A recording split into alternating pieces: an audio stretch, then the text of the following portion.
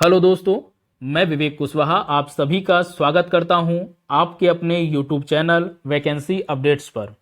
Vacancy updates channel के माध्यम से भविष्य में आने वाली सभी वैकेंसी और उससे रिलेटेड सभी इंफॉर्मेशन आपको दी जाएगी। आज की ये वीडियो आप सभी उत्तर प्रदेश लेखपाल डॉक्यूमेंट वेरिफिकेशन के लिए चयनित अभ्यर्थियों के लिए अत्यंत महत्वपूर्ण है। आज की इस वीडियो में आप सभी अभ्यर्थियों द्वारा कमेंट बॉक्स में पूछे गए प्रश्नों का उचित जवाब आपको दिया जाएगा। आप सभी अभ्यर्थियों से रिक्वेस्ट है कि सबसे पहले आप वीडियो को पूरा देखें, आपके सभी सवालों के जवाब आपको मिल जाएंगे। फिर भी यदि आपका कोई प्रश्न रह जाता है तो आप कमेंट बॉक्स में अपने प्रश्न को अवश्य लिखें। आइए आपके सवालों को देखते हैं, आपके प्रश्नों को देखते हैं। सबसे पहला प्रश्न है, सर मेरी डीवी जिस दिन है उस दिन उपस्थित नहीं हो पाएंगे, कोई समाधान हो जिससे डीवी किसी एनी डेट को हो जाए। देखिए, सबसे पहले मैं आप सभी कैंडिडेट से रिक्वेस्ट करूंगा कि आपके डॉक्यूमेंट वेरिफिकेशन में जो भी डेट आपको डॉक्यूमेंट वेरिफिकेशन के लिए अलॉट की गई है, निर्धारित की गई है, अपने उस डेट और समय पर पहुंचकर अपना डॉक्यूमेंट वेरिफिकेशन करा लें।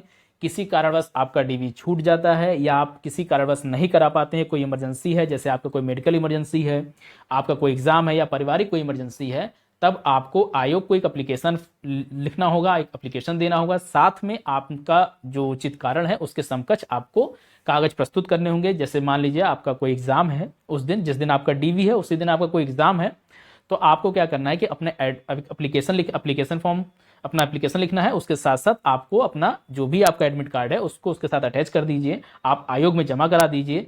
आपका डॉक्यूमेंट वेरिफिकेशन 30 नवंबर आपको संपन्न किया जाएगा। आप सभी को जैसा पता है कि आपका डॉक्यूमेंट वेरिफिकेशन 19 सितंबर से प्रारंभ हुआ है तथा 30 नवंबर 2023 तक संपन्न किए जाएंगे। प्रत्येक दिन 2 पालियों में आपका डॉक्यूमेंट वेरिफिकेशन संपन्न किया जा रहा है। तो आपका 30 नवंबर को आपका जो भी डॉक्यूमेंट से रिलेटेड लेटर है, जो भी आपका एप्लीकेशन है, 30 नवंबर को 11 बजे प्रातः 11 बजे से पहले पहले आयोग में जमा हो जाना चाहिए, ताकि जिससे कि आपको 30 तारीख को आपका डॉक्यूमेंट वेरिफिकेशन सुनिश्चित किया जाए।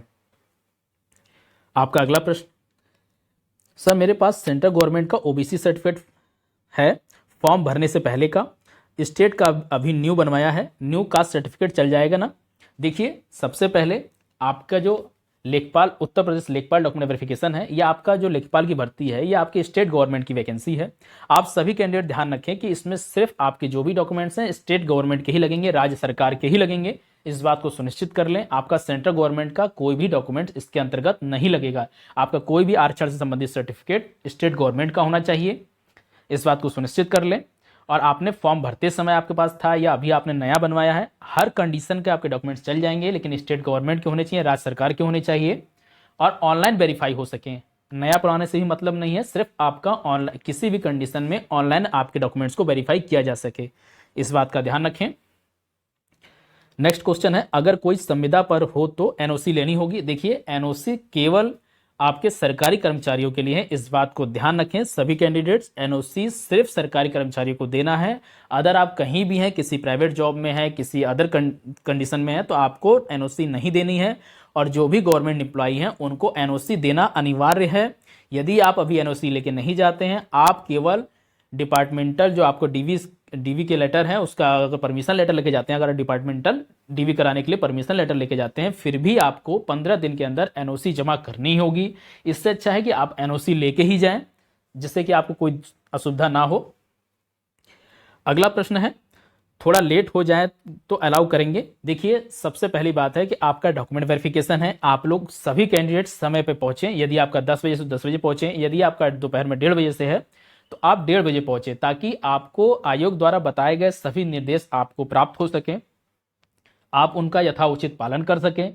आपको कोई भी आपकी असुविधा हो, कोई कंफ्यूजन है फॉर्म से रिलेटेड, कोई कुछ भी कोई क्यूरी हो, तो आप उनसे वहां पूछ सकें, आपका सफिशिएंट समय रहेगा। लेकिन यदि आप लेट जाते हैं तो आपके पास भी समय कम रहेगा, वहां भीड़ भी ज़्यादा है, हो सकता है आपको बताने में पूछने में दिक्कत हो।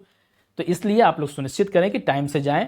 और यदि फिर भी आप किसी कारणवश लेट हो जाते हैं तो आपको अलाउ किया जाएगा। ऐसा नहीं है कि वहां मना कर दिया जा रहा है, अलाउ किया जा रहा है। आप टाइम तक अलाउ किए जाएंगे, आप बिल्कुल जा सकते हैं, करा सकते हैं। नेक्स्ट क्वेश्चन है, यूपीएससी पैट के जरिए जो भी वैकेंसी आई है उनके डीवी में online application form print out भी चाहिए। देखिए, सभी का तो देखिए, सब ये भलवे से एक आयोग है यूपीएससी, इसके अंतर्गत काफी कई डिपार्टमेंट हैं, कई विभाग हैं, इस बात का ध्यान रखें आप लोग। तो सभी डॉक्यूमेंट्स, सभी डिपार्टमेंट का और सभी पोस्ट का अलग अलग क्राइटेरिया है, अलग अलग चीज़ें हैं, तो इस बात का आप लोग ध्यान रखें। जैसे कि लेखपाल, यूपीएससी के थ्रू लेखपाल का जो वेरिफिकेशन चल रहा है अभी वर्तमान समय में, इसमें किसी भी प्रकार का ऑनलाइन एप्लीकेशन फॉर्म का कोई भी जिक्र नहीं है। आयोग कोई भी आपका एप्लीकेशन फॉर्म नहीं मांग रहा है, तो उससे यहाँ पे कोई मतलब नहीं है। लेकिन अभी जो जूनियर असिस्टेंट की वैकेंसी आई है यूपीएससी के थ्रू, उसमें उन्होंने साफ साफ लिखा है कि प्रिंट आउट नेसेसरी है। तो इसलिए आप सभी डॉक्यूमेंट, जब भी आप किसी फॉर्म को अप्लाई करें तो उससे संबंधित एप्लीकेशन फॉर्म को जरूर प्रिंट आउट करके रख लें या सेव कर लें उसको अपने गूगल ड्राइव पे, या बहुत सारे ऑप्शंस हैं, आप वहां पे उसको सेव करके रख सकते हैं। लेकिन आप अपने पास फॉर्म को अवश्य रखें, जब मांगे तो दे दीजिए, नहीं तो कोई बात नहीं। जैसे इसमें लेखपाल डॉक्यूमेंट वेरिफिकेशन में आपको एप्लीकेशन फॉर्म की कोई भी आवश्यकता नहीं है। आइए नेक्स्ट क्वेश्चन देखते हैं। सर 10th और 12th के बीच 1 साल का गैप हो चुका है, 12th प्राइवेट भी किया है और कंपार्टमेंट से पास है, क्या करना होगा जो 1 साल का एक्स्ट्रा गैप हो गया है? देखिए, सबसे पहले अगर यदि आपका हाई स्कूल और इंटरमीडिएट के बीच किसी भी प्रकार का कोई गैप है तो आपको उसके संबंधित एफिडेविट अवश्य बनवा लेना चाहिए। आप एफिडेविट लेके ही जाएं। आप किस तरीके से पास हुए हैं इसका कोई भी वहां मान्य नहीं है, आप सिर्फ पास होने चाहिए और लगातार पास होने चाहिए। तो इस बात का आप लोग ध्यान रखें कि आपके साथ हाई स्कूल इंटरमीडिएट में कोई भी गैप ना हो। यदि आपका कोई गैप है तो आप उससे संबंधित एफिडेविट अवश्य लेके जाएं। आइए अगला क्वेश्चन देखते हैं। लेखपाल का फॉर्म भरते समय एड्रेस में एक शब्द छूट गया था, क्या डीवी के लिए एफिडेविट लगेगा या चारों प्रपत्रों में एड्रेस सभी सही भरने से काम चल जाएगा? देखिए, सबसे पहले कि यदि आपके फॉर्म में, एप्लीकेशन फॉर्म में यदि कुछ भी मिस्टेक्स हुई हैं तो उससे कोई भी मतलब नहीं है। देखिए, आपका फॉर्म यहाँ पे चेक नहीं हो रहा है, एप्लीकेशन फॉर्म अप्लाई चेक नहीं किया जा रहा है, ना ही मांगा जा रहा है। लेकिन आप सभी कैंडिडेट कोशिश करें कि जो भी आपको प्रपत्र दिए गए हैं वहाँ से आपको जाने पे जो स्लिप मिलेगी, चेकलिस्ट मिलेगी, उसको आप सही से भरें। उसमें सभी जो भी डिटेल्स मांगी गई हैं उसको यथाउचित भरें। स्पेलिंग या जो भी आपका सभी क्रम सही होना चाहिए, इस बात को सुनिश्चित कर लें। आपका फॉर्म में क्या हो गया उससे कोई फर्क नहीं पड़ेगा। अगर आप सभी प्रपत्रों में सही से फॉर्म भरते हैं, उनके सभी डिटेल्स सही से भरते हैं, तो आपको कोई भी दिक्कत नहीं होगी, आपको किसी प्रकार का एफिडेविट की आवश्यकता नहीं होगी। आप सभी कैंडिडेट ध्यान रखेंगे कि प्रपत्र भरते समय किसी भी प्रकार की ओवर राइटिंग, कटिंग नहीं होनी चाहिए। इसीलिए बार बार कहा जा रहा है कि आप लोग एक्स्ट्रा प्रपत्रों को डाउनलोड कर लें, एक्स्ट्रा प्रिंट आउट निकलवा लें, जिससे कि आपको किसी प्रपत्र में गलती होने पर आप उसको रिप्लेस कर सकें। मैं बार बार आप लोग से रिक्वेस्ट कर रहा हूं कि आप लोग ओवर राइटिंग और कटिंग से प्रपत्र में बचें, कि वहां कोई भी किसी प्रकार की कटिंग ना हो। नेक्स्ट क्वेश्चन देखते हैं। आपसे अनुरोध है कि ईडब्ल्यूएस वाला कुछ बता दो कि आयोग में कौन सी आख्या मांग रहे हैं जिसका वित्तीय वर्ष गलत है, बच्चे का % देखिए, सबसे पहले जो भी ईडब्ल्यूएस कैंडिडेट्स हैं उनके लिए जो ईडब्ल्यूएस सर्टिफिकेट लग रहा है उसकी डेट निर्धारित की गई है 1 अप्रैल 2021 से लेकर 28 जनवरी 2022 के बीच। तो इस बात का ध्यान रखें, यदि आपका 1 अप्रैल का भी है तब भी मान्य है, और 28 जनवरी का 2022 का है तब भी मान्य है, और इस बीच का है तो मान्य ही है। वित्तीय वर्ष भी आपका यही रहेगा। अगर आपके किसी भी तरीके से कोई भी एरर हुआ है, कोई गलती हुई है, तो उसके सपोर्टिव डॉक्यूमेंट्स आप लगाइए। ये अभी मुझे भी कंफर्मेशन नहीं, किसी बच्चे से ऐसा बात नहीं हुआ है कि कौन सी आख्या मांग रहे हैं, लेकिन आप अपने डॉक्यूमेंट्स वहां पे लेके जाएं। जो भी होगा आपको वो आपको बताएंगे। यदि आपका, मैं कोशिश करूंगा कि जल्दी आयोग जाने वाला हूं, आपके जो भी सवाल हैं आप लिखते रहें। मैं जल्दी, हो सकता है 2-4 दिन में, 1-2 दिन में आयोग जाऊंगा और वहां से आपके जो भी डाउट्स हैं उनको क्लियर करूंगा। और देखिए, अगर आपकी ईडब्ल्यूएस आपका वैलिड नहीं होता है किसी कंडीशन में, तो आपको अनरिजर्व कैटेगरी में काउंट किया जाएगा, एज ए अनरिजर्व कैटेगरी में आपको ट्रीट किया जाएगा। नेक्स्ट क्वेश्चन है, सर मेरे पे केस चल रहा है। देखिए कि आपके ऊपर केस चल रहा है, आपके प्रपत्र में आपसे पूछा गया है कि आपके ऊपर न्यायालय में कोई आपका केस चल तो नहीं रहा है, इस तरीके की आपकी डिटेल मांगी गई है। ये देखिए डिपेंड करता है कि आपके ऊपर केस किस तरीके का है, तो उससे संबंधित आप अपने जो भी डिटेल्स हैं आप प्रपत्र में भरें, उसको डिस्क्राइब करें। और मान लीजिए कोई संगीन आरोप है तभी आपके पास दिक्कत हो सकती है, अदरवाइज अगर किसी नॉर्मल कंडीशन है, कोई ऐसी चीजें हैं, तो आपको उसका दिक्कत नहीं होगा। आप अपना डिटेल्स अपने प्रपत्र में भरें, जैसा भी होगा आयोग का निर्णय होगा, जो भी होगा आपके आयोग ही इसका फाइनल निर्णय लेगा। तो इस बात को देखें आप, और उसमें पूरी डिटेल, अपनी किसी भी प्रकार की कोई भी डिटेल्स को छिपाए नहीं। आप सभी कैंडिडेट से अनुरोध है, आप सभी कैंडिडेट से रिक्वेस्ट है कि अपनी किसी भी डिटेल्स को छिपाए नहीं। अगर आपके ऊपर केस है, कोई दिक्कत है, कुछ भी है, आप उसको क्लियरली मेंशन करें, बिल्कुल उसमें लिखें। जैसा भी होगा आयोग का निर्णय होगा आपके फाइनल। देखिए अब है ओबीसी, अगला क्वेश्चन है ओबीसी को लेकर हम बहुत परेशान थे सर, मेरा पुराना नया दोनों है। देखिए आपका पुराना हो नया हो, ओबीसी एससी एसटी सर्टिफिकेट जो भी हो, सिर्फ और सिर्फ आयोग की इस समय वर्तमान समय में एक ही कंडीशन है कि आपका ऑनलाइन वेरीफाई होना चाहिए। आपका नया हो पुराना हो उनसे कोई मतलब नहीं है, बस सिर्फ और सिर्फ आपका ऑनलाइन वेरीफाई हो सके। फिर देखिए यहाँ पे अगले क्वेश्चन पूछा है एनओसी अभी जरूरी है क्या? बिल्कुल जरूरी है, जो भी गवर्नमेंट एम्प्लॉय है उनका एनओसी अभी जरूरी है। यदि आप डिपार्टमेंटल परमिशन लेटर लेके आते हैं फिर भी आपको 15 दिन के अंतर्गत या जो भी आयोग निर्धारित करेगा उस समय सीमा के भीतर आपको एनओसी जमा करना होगा, इसलिए कोशिश करें कि आप अपना एनओसी लेके ही जाएं। नेक्स्ट क्वेश्चन देखते हैं। अब देखिए इन्होंने पूछा है कि जो प्रपत्र है कैंडिडेट को ही भरना जरूरी है क्या या और भी कोई भर सकता है? देखिए अगर आपके साथ कोई असुविधा नहीं है, आप पूरी तरीके से स्वस्थ हैं, आप ठीक हैं, तो कोशिश करें अपने प्रपत्र को स्वयं भरें, ठीक है। यदि आपको कोई दिक्कत परेशानी है तो आपका प्रपत्र कोई भी भर सकता है, लेकिन आप सिग्नेचर आपके ही होंगे, इस बात का सुनिश्चित करें। सभी प्रपत्रों पे सिग्नेचर आपके ही होने हैं, उसमें किसी प्रकार की कोई गलती नहीं होनी चाहिए। सभी प्रपत्रों पे आपके सिग्नेचर हों, चेकलिस्ट में जो वहां से आपको मिलेगी उन पे भी आप ही की सिग्नेचर चाहिए। यदि आप स्वस्थ हैं, पूर्णतः सारी चीजें ठीक हैं, तो आप कोशिश करें कि स्वयं भरें अपनी डिटेल्स को। अगला क्वेश्चन है सर स्पेस प्रॉब्लम है माता के नेम में, तो क्या उसके लिए एफिडेविट चाहिए? नहीं, देखिए अगर किसी प्रकार का स्पेस हो गया है तो आपको उसके लिए कोई भी एफिडेविट नहीं चाहिए। बाकी यदि आयोग की तरफ से अभी तक तो कुछ भी किसी के साथ ऐसा नहीं हुआ है कि एफिडेविट मांगा जा रहा है, यदि कोई चेंज है, नाम में कोई मिस्टेक है या कोई चेंज है, तब उसके अंतर्गत मांगा जा रहा है, लेकिन स्पेस के प्रॉब्लम में तो अभी तक ऐसा नहीं हुआ है। बाकी जो भी होगा मैं आपको अपडेट करूंगा। सर एड्रेस चेंज वाले ऑप्शन में क्या करना है? अगर सेम सिटी में ही एड्रेस चेंज हुआ है और 1 साल के अंदर, तो क्या आयोग को एप्लीकेशन देनी पड़ेगी? जी बिल्कुल देनी पड़ेगी। कभी कभी आपने देखा होगा कोई बड़ी बड़ी सिटीज हैं, उनके अंदर एक ही सिटी के अंदर कई पिन कोड चलते हैं, ठीक है। तो आपका हो सकता है आपका पिन कोड चेंज हुआ हो या इस तरीके की चेंजेस हो सकती हैं, तो आप कोशिश करें। बहुत से लोग आपको ऐसा ही बोलेंगे कि नहीं जरूरी नहीं है, लेकिन मैं आपसे यही कहूंगा कि अगर आप एक एप्लीकेशन दे देते तो उससे आपको क्या दिक्कत है, आप होने वाली असुविधा से ही तो बचेंगे। तो इसलिए कोशिश करिए, एक एप्लीकेशन लिखने में कुछ नहीं है, आप एप्लीकेशन लिख के उनको अवगत करा दीजिए, सिंपल रहेगा आपके लिए। अब अगला क्वेश्चन है सर क्या डेट से पहले डीवी करवा सकते हैं? देखिए जो डेट आपके लिए निर्धारित है आप सिर्फ उसी डेट पे अपना डीवी करा सकते हैं। निर्धारित समय और निर्धारित डेट पे ही आपका डीवी संपन्न किया जाएगा। किसी कारणवश यदि आपका डीवी छूट जाता है तो आपका डीवी 30 नवंबर को आप जब आयोग को सूचित करेंगे तभी होगा। अन्यथा आप सोचें कि आपका नहीं हुआ, आप 30 नवंबर को करा लें बिना सूचना के, तो ऐसा नहीं होगा। आपको पूर्व सूचना आयोग को देनी होगी कि आपका डीवी छूट गया था या इस कारणवश हम नहीं दे पाए थे, तभी आपका डीवी संपन्न होगा, अन्यथा आपका डीवी संपन्न नहीं होगा। देखिए नेक्स्ट क्वेश्चन है पीएच कैंडिडेट को कोई स्टेटमेंट फॉर्म भरना पड़ता है क्या? देखिए अभी तक वहां पे कोई भी ऐसा फॉर्म फिल नहीं करना पड़ रहा है। यदि आपके पास कोई त्रुटि है, कोई गलती है, तभी आपको वहां टिप्पणी स्टेटमेंट फॉर्म में आपको फिल करना हो रहा है, अपना सिग्नेचर करना हो रहा है। किसी भी कैंडिडेट के लिए, केवल पीएच के लिए नहीं, कोई भी कैंडिडेट्स हैं, सभी डिटेल्स के बावजूद अगर उनसे कोई दिक्कत होती है, कोई प्रॉब्लम है, कोई चेंजेस हैं, किसी भी प्रकार की अंतर है, भिन्नता है किसी सर्टिफिकेट में, किसी प्रकार की या एफिडेविट नहीं उनके पास, तभी उनसे टिप्पणी में लिखवाया जा रहा है, अन्यथा नहीं। अब देखिए अगला क्वेश्चन है कि सर क्या 10th 12th के मार्क्स भी मेरिट में जोड़े जाएंगे? देखिए इसमें ऐसा कोई भी प्रावधान नहीं है। अगला सवाल है सर जो लोग संविदा पर जॉब कर रहे हैं उन्हें एनएसयू देना होगा? नहीं, जो लोग संविदा पे हैं उनको एनएसयू नहीं देना होगा। सर किसी की डीवी छूट जाए तो किसी कारणवश, तो कारण जैसा मैंने बता चुका हूं कि कारण बताने पे आपका डीवी 30/11/2023 को संपन्न किया जाएगा।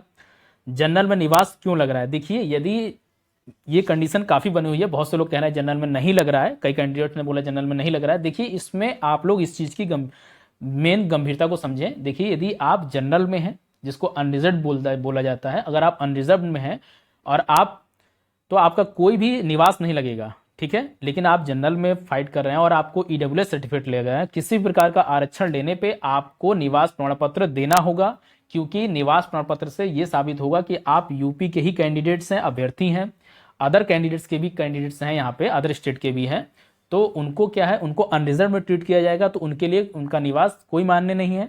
इसलिए आप अपना ध्यान रखें कि जो भी आप किसी प्रकार का यदि आरक्षण चाहते हैं तो आपको अपना आरक्षण लेने के लिए वहां स्टेट गवर्नमेंट का आपको डोमिसाइल दिखाना होगा, निवास दिखाना होगा, तभी आपका आरक्षण आपको प्राप्त होगा। अब नेक्स्ट क्वेश्चन है सर बर्थ सर्टिफिकेट लग रहा है क्या?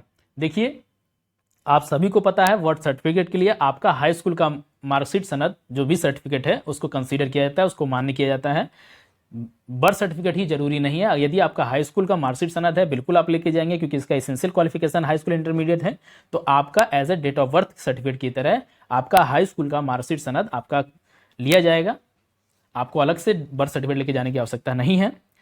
अगला है सर 10th के अनुक्रमांक की जगह क्रमांक भरा गया है।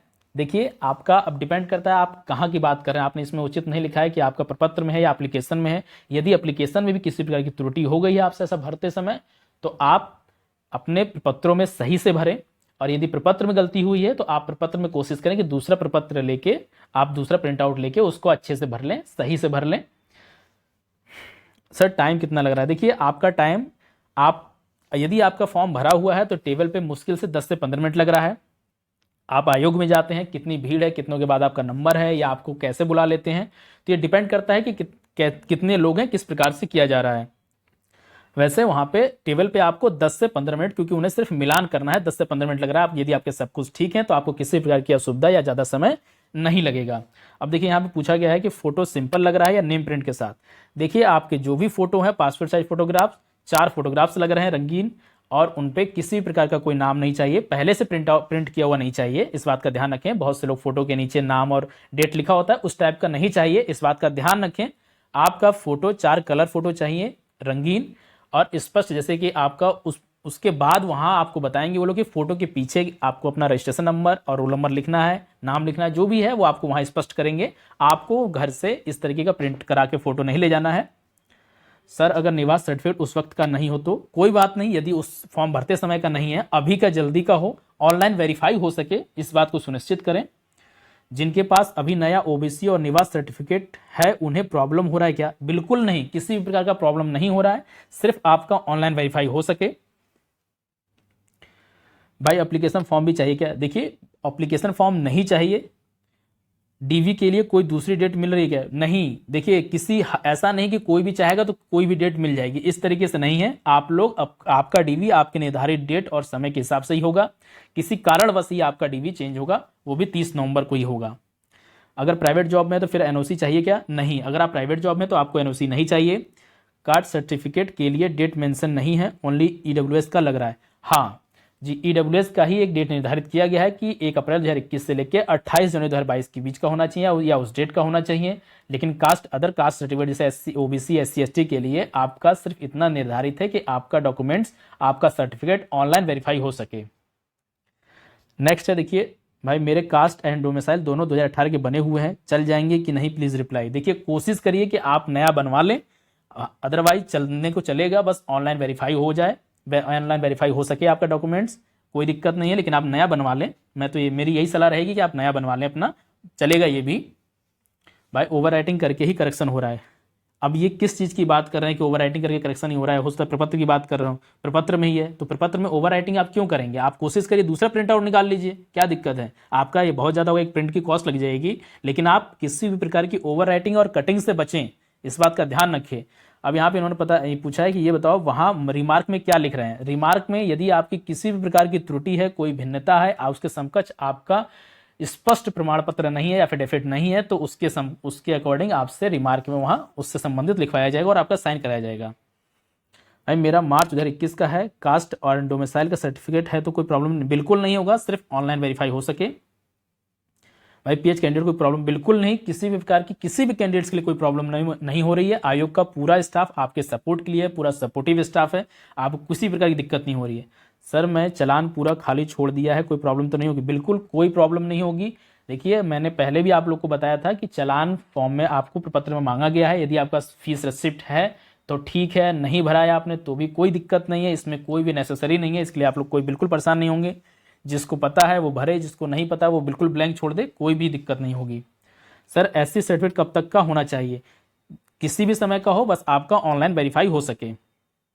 सर ड्रेसिंग का भी कुछ है, फॉर्मल या कैजुअल पहन के जा सकते हैं? देखिए कोशिश करिए कि आप लोग नॉर्मल ही, साधारण में ही जाएं, और ऐसा कुछ आयोग की तरफ से किसी भी ड्रेस का कोई जिक्र नहीं है, आप लोग साधारण में अपना जा सकते हैं अपना।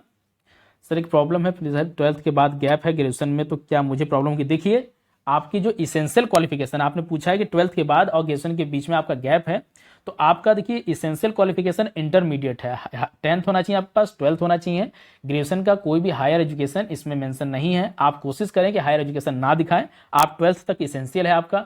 किसी भी प्रकार का अदर डॉक्यूमेंट्स आप लोग ना दिखाएं, चाहे हायर एजुकेशन हो, CCC हो, ओ लेवल हो, कुछ भी हो, आप उसको ना दिखाएं। आपका जो इसेंशियल क्वालिफिकेशन है, हाई स्कूल मार्कशीट और सनद सर्टिफिकेट, इंटरमीडिएट मार्कशीट और सर्टिफिकेट, सिर्फ इसी को दिखाना है आपको। जो भी आपका आरक्षण संबंधित सर्टिफिकेट है उसको दिखाना है, अदरवाइज आप कोई भी सर्टिफिकेट मत दिखाइए। और जब आप ग्रेजुएशन दिखाएंगे नहीं तो आपको गैप का सर्टिफिकेट बनाना नहीं है, इस बात को सुनिश्चित कर लें। आप ग्रेजुएशन दिखाना नहीं है, ग्रेजुएशन का कोई मान्य नहीं है, वहाँ पे वो लोग ग्रेजुएशन को देख भी नहीं रहे हैं, क्योंकि आपको उससे कोई बेनिफिट नहीं मिलने वाला। ग्रेजुएशन से सिर्फ आपको तभी बेनिफिट मिलेगा जब वो भविष्य में आपसे मांगेंगे। अगर कोई भी आपका डिपार्टमेंटल आपका प्रमोशन होगा या डिपार्टमेंटल कोई एग्जाम होगा तो आयोग आपसे पुनः दोबारा आपसे हायर एजुकेशन संबंधित सर्टिफिकेट आपसे मांगेगा।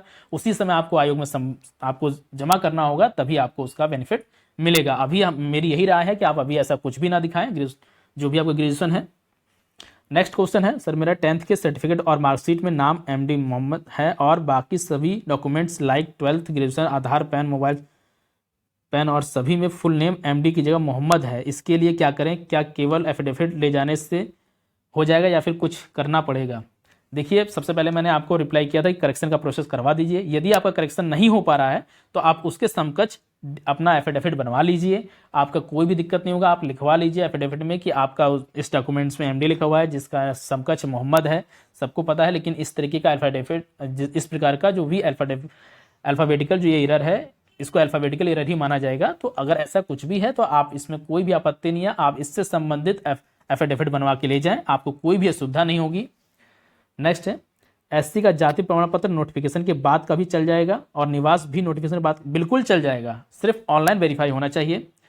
PG डिटेल्स देना अनिवार्य है क्या? बिल्कुल अनिवार्य नहीं है, इस बात को सुनिश्चित करें। आप लोग को हायर एजुकेशन दिखाना आवश्यक नहीं है, सिर्फ आपका हाई स्कूल इंटर का डिटेल्स होना चाहिए। सर मेरे एड्रेस में एक स्पेलिंग एरर हो गया है, SH की जगह S हो गया है, क्या एफिडेविट बनवाना पड़ेगा? नहीं, आवश्यकता नहीं है। आपके एड्रेस में आपका एड्रेस अब डिपेंड यहाँ पे आपने लिखा नहीं है टोटल कि आपको किस में एरर हुआ है। जैसे मान लीजिए आप प्रपत्र में कोशिश करिए, देखिए आपका कहीं भी एरर हुआ हो, लेकिन आप कोशिश करिए जो आपका प्रपत्र है उसमें जितनी जगह भी एड्रेस पूछा गया है आप स्पष्ट लिखें, सभी जगह सही लिखें, ये कोशिश करें। आपके सभी प्रपत्रों में आपका नाम, आपके पिताजी, जितनी भी आपकी बेसिक डिटेल्स हैं, आपका एड्रेस है, सभी को स्पष्ट लिखें। उसमें किसी भी प्रकार की त्रुटि नहीं हो, कोई गलती ना हो, कोई ओवर राइटिंग ना हो, कोई कटिंग ना हो। इस चीज़ को आप लोग सुनिश्चित करें, आपको किसी भी प्रकार की असुविधा नहीं होगी। देखिए ये पूछा गया है यहाँ पे, यदि किसी विद्यार्थी से कोई कॉलम खाली रह जाता है तो क्या उसको डिस्क्वालीफाई कर दिया जाएगा भर्ती से? नहीं, ऐसा नहीं है। आयोग के लोग जब आपका डॉक्यूमेंट वेरिफिकेशन चल रहा होगा तो आपका प्रपत्र लेके वो चेक करेंगे कि आपने सब कुछ भरा है कि नहीं भरा है। जो अनिवार्य नहीं है, जो आपके लिए एप्लीकेबल नहीं है, जैसा मैंने बताया था वहाँ NA लिखना है, उनको काट देंगे या NA लिख देंगे।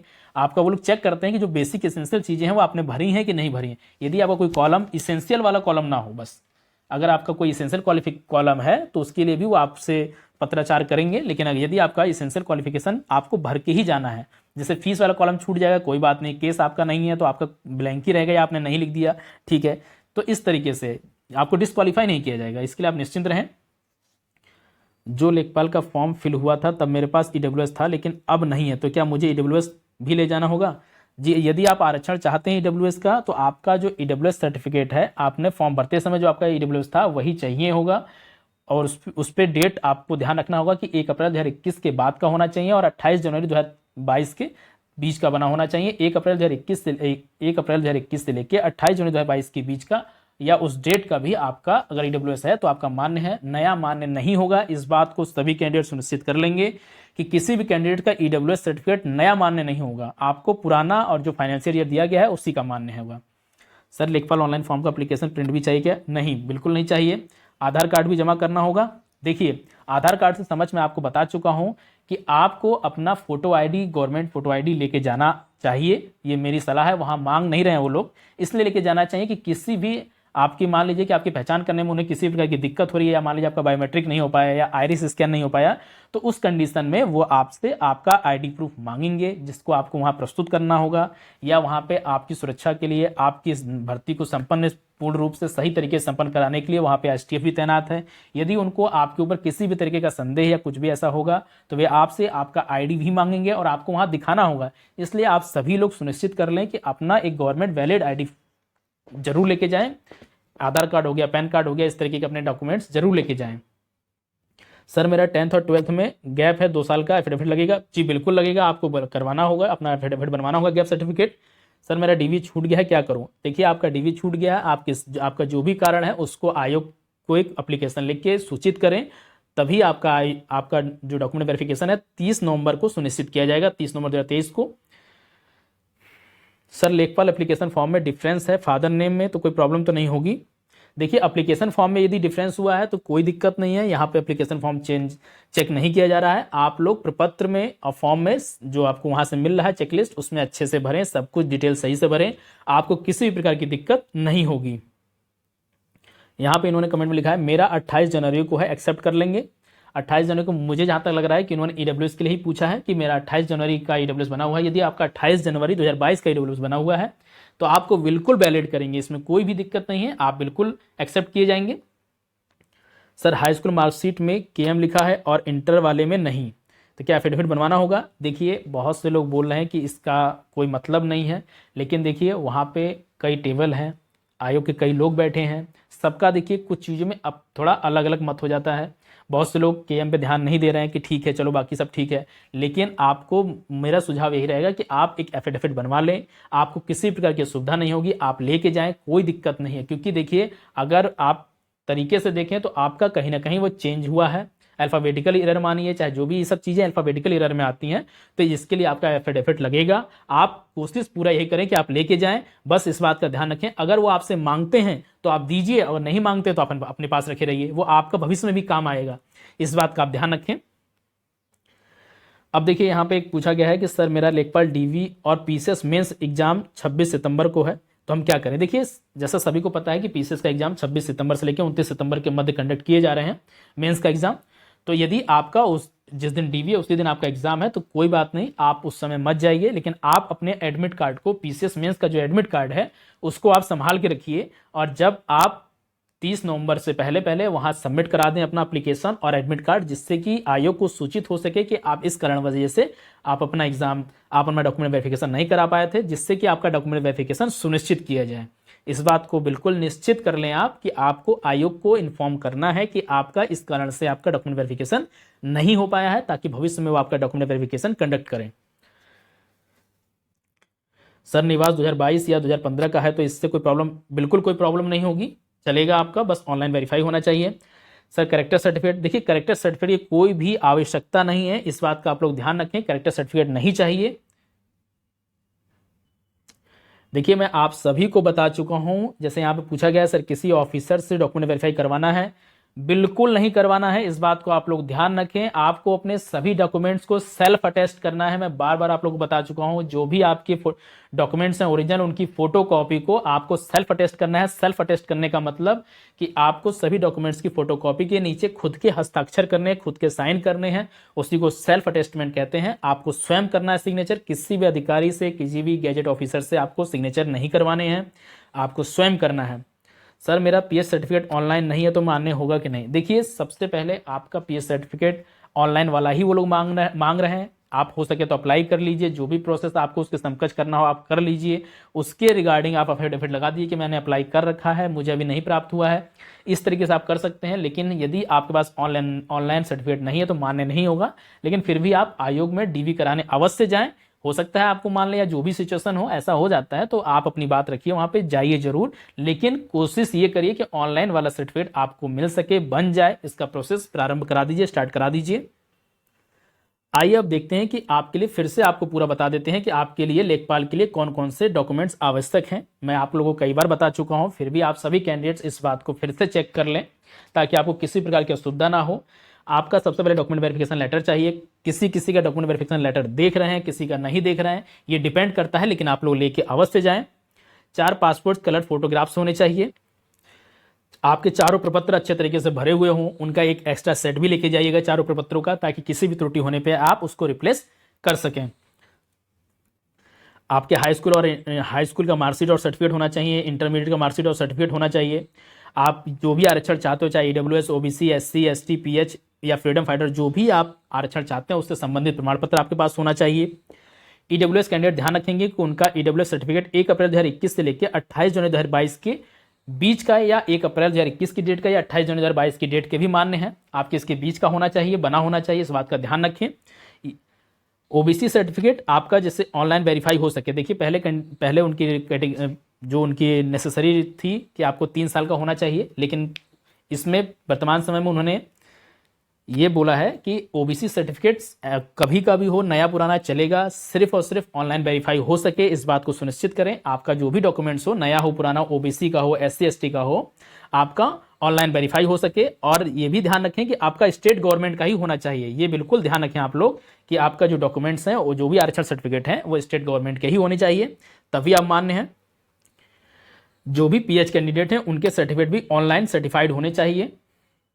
महिला अभ्यर्थियों के लिए, बहुत सी महिला अभ्यर्थियों का सवाल था कि जो कास्ट सर्टिफिकेट है वो कहाँ का लगेगा, तो देखिए जो भी महिला अभ्यर्थी हैं उनका कास्ट सर्टिफिकेट पिता पक्ष का लगेगा, चाहे वो विवाहित हो या अविवाहित, दोनों स्थिति में ही उनके पिता पक्ष का कास्ट सर्टिफिकेट लगेगा। अगला है निवास प्रमाण पत्र। देखिए यदि आप आरक्षण चाहते हैं तो आपका निवास प्रमाण पत्र लगेगा, चाहे आप जनरल में हो, ओबीसी में हो, एससी एसटी में हो, पीएच में हो, फ्रीडम फाइटर, किसी भी आरक्षण में हो आप, यदि आपको आरक्षण चाहिए तो आपको निवास प्रमाण पत्र प्रस्तुत करना होगा, इस बात का ध्यान रखें। एनओसी, देखिए जो भी कैंडिडेट गवर्नमेंट एम्प्लॉय है, ये बात का ध्यान रखें, सिर्फ और सिर्फ केवल गवर्नमेंट एम्प्लॉय के लिए ही एनओसी आवश्यक है। और एनओसी सभी कैंडिडेट जो भी गवर्नमेंट एम्प्लॉई हैं और डॉक्यूमेंट वेरिफिकेशन कराने जा रहे हैं तो वो इस चीज़ का सुनिश्चित कर लें कि उनके पास एनओसी होना ही चाहिए। यदि आपके पास एनओसी नहीं है तो आपके पास परमिशन लेटर है, डॉक्यूमेंट वेरिफिकेशन परमिशन लेटर है डिपार्टमेंट का, तब भी आपका काम चल जाएगा, लेकिन आपको आयोग द्वारा दिए गए समय सीमा के अंदर आपको एनओसी जमा करना होगा। इसलिए आप लोग पहले से ही किसी प्रकार की सुविधा से बचने के लिए पहले से ही आप एनओसी बनवा के लेके जाएं। और अगला है अधिमानी प्रमाण पत्र। यदि आपने सेना में 2 वर्ष से कम 2 वर्ष कार्य किया हो या उससे अधिक कार्य किया है तो आपके पास टेरिटोरियल सेना का प्रमाण पत्र होना चाहिए, या आपका एनसीसी का बी का प्रमाण पत्र होना चाहिए। देखिए ये अधिमानी अर्हता है, यदि आपके पास है तो ठीक है, नहीं है तो कोई बात नहीं। इससे सिर्फ आपको प्राथमिकता देने के लिए ही ये आपके सर्टिफिकेट, अधिमानी सर्टिफिकेट काम आते हैं। जैसे कि आपका 2 लोगों का समान नंबर है, समान नाम है, तो इस तरह की कंडीशन में आपको जिसके पास इनमें से कोई भी एक प्रमाण पत्र होगा या दोनों प्रमाण पत्र होंगे, उसको अधिमानी, उसको प्रायोरिटी दी जाएगी, उसको प्राथमिकता दी जाएगी। अब देखिए यदि आपका हाई स्कूल मार्कशीट और सर्टिफिकेट, इंटरमीडिएट मार्कशीट और सर्टिफिकेट में किसी भी प्रकार का, इन दोनों का आपस में किसी भी प्रकार की भिन्नता होने पर, चाहे बहुत से कैंडिडेट्स ने पूछा था केएम लगा हुआ है या स्पेस में, स्पेस का कोई दिक्कत नहीं है, लेकिन कोई अल्फाबेटिकल एरर है तो उसके लिए एफिडेविट अवश्य बनवा लें। गैप है यदि आपका 10th और 12th के बीच में तो उसका एफिडेविट निश्चित बनवा लें। गवर्नमेंट वैलिड आईडी फोटो जरूर लेके जाएं, गवर्नमेंट वैलिड फोटो आईडी आप लोग का बिल्कुल जरूर लेके जाएं, ये आपके लिए बहुत अच्छा रहेगा। आयोग ने मांगा नहीं है, जमा नहीं हो रहा है, लेकिन आप अपने साथ अवश्य लेके जाएं।